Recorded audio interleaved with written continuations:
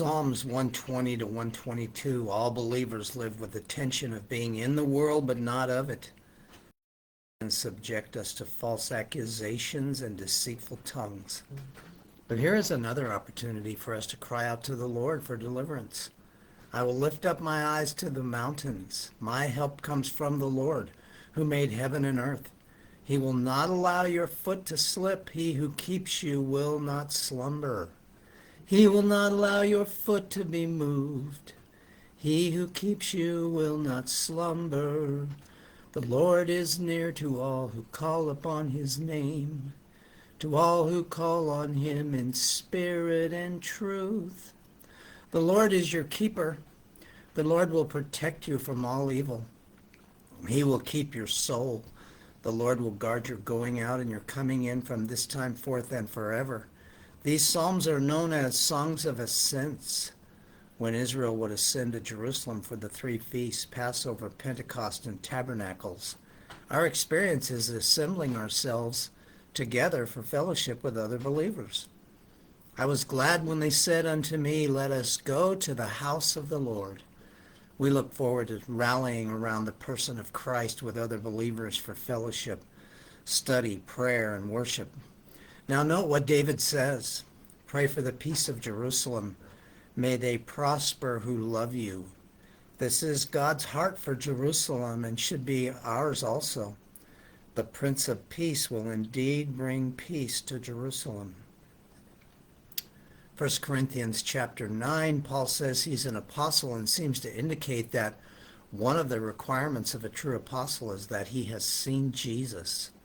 It is my opinion that we no longer have apostles in the sense of those who were used to build the foundation of the church. We have apostles or sent ones in the sense that they are sent with the word that has already been established. These are typically called missionaries. The canon is complete. This is important as today we have those who claim to be super apostles that have a new word or a new revelation from God, and this is simply not true. They are false apostles and false teachers and have not heard from God at all. Paul lays out that even as the priests were sustained as servants in the temple, so should be those who preach the gospel. He quotes from Deuteronomy 25:4, you shall not muzzle the ox while he is threshing. God is not concerned about or talking about oxen, is he?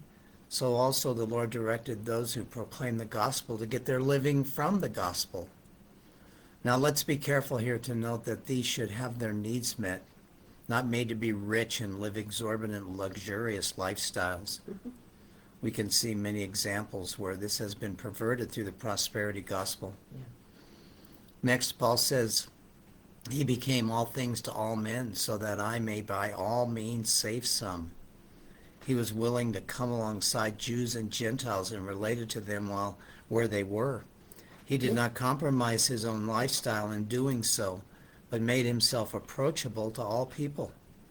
Are you willing to sit and listen and relate to people right where they are, looking for opportunity to introduce Christ? Paul goes on, but I discipline my body and make it my slave so that after I have preached to others, I myself will not be disqualified. Paul is saying that if he compromises his own lifestyle, he will lose the privilege of telling others.